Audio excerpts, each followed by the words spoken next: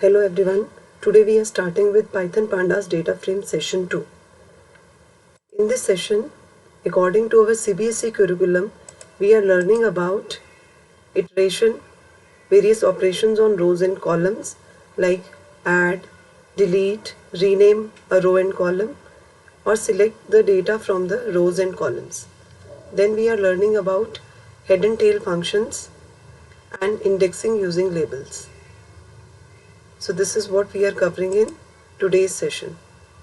Coming to the database frame structure, here we will see there are 4 columns: name, age, gender, marks.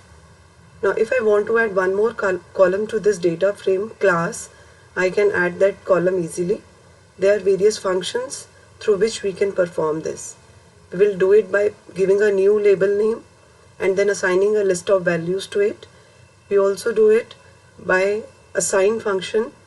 We can also add a new column by LOC, property of data frame, and even when already some data is existing, using that data of the data frame also we can add a new column.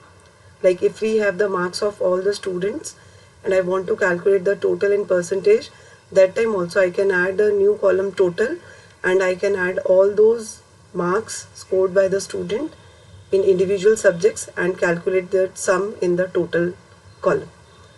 Similarly, if you will see, there are 5 rows in this structure: Kushal, Simran, Noor, George, Meera.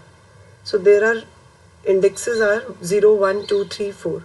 Even we can add the new data to this data frame.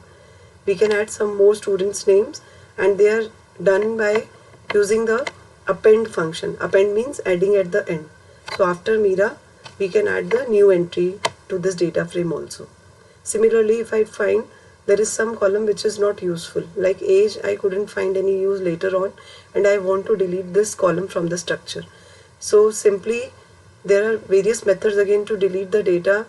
When we are deleting the columns, either we can use del function or drop function or pop function. All are having some different syntaxes. In today's session, we will learn about all those syntaxes also. Similarly, if any student leave and I don't want to keep his or her data with my data frame, so I can remove that row also. The rows are also deleted with the help of drop function even. Then all these index names, like we have given the name, age, gender and marks, I can change these index names also. There is a function rename.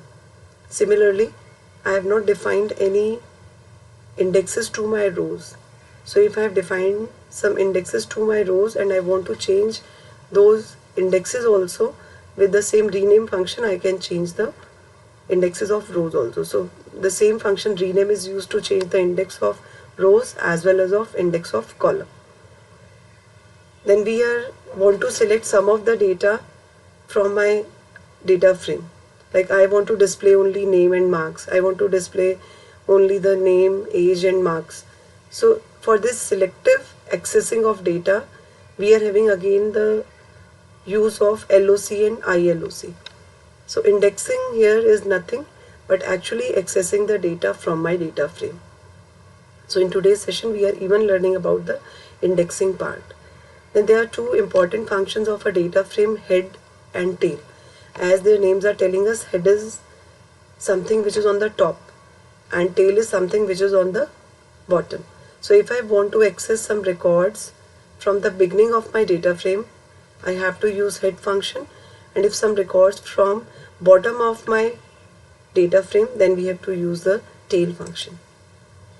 So after today's lesson, we will able to understand iteration in data frames. Iteration means that we are taking the data either row wise or column wise, means one by one. Like if we have 5 entries, then if I am taking the data row wise, then the entry of first student, then entry of second student, then entry of third student, then entry of fourth student. Similarly, if I want to take it column wise, then like the name and what is inside the name, all the entries inside name column. Then if my second column is age, all the entries under age column. Then if I have the next entry as marks, then all the entries under marks column. So it is either row wise or column wise. Then addition, deletion of columns and rows in data frames by various methods, and it totally depends on the student when asked in the exam that which method he or she wants to use. So you will learn about various methods, but try to perform only that operation in which you are confident to do. Then we also learn about selecting and renaming of rows and column. So that is renaming of actually rows and column indexes, and selecting the selective data from my data frame, not everything, and might be according to some condition also. Like we want to see the result of those students who scored above 80 marks. So using that LOC function, even we can perform the conditional selection also. Now working with head and tail functions, again to display the data from my data frame, either we can use a head function or we can use a tail function. Then indexing using labels and row or column position. So indexing I have told you already, it is nothing but accessing the data from my data frame. So using labels, again with the help of LOC function, we will see how we are writing the column indexes and row indexes and access the data from my data frame. And finally we are learning about modifying data in a data frame. Might be at the time of entering you have done some erroneous data, put up some erroneous data, or later on some of the data in my data frame might be changed. So to make changes in my already existing data, we are using the modifying data values in the data frame. So let's start with today's lesson. Hope you enjoy it.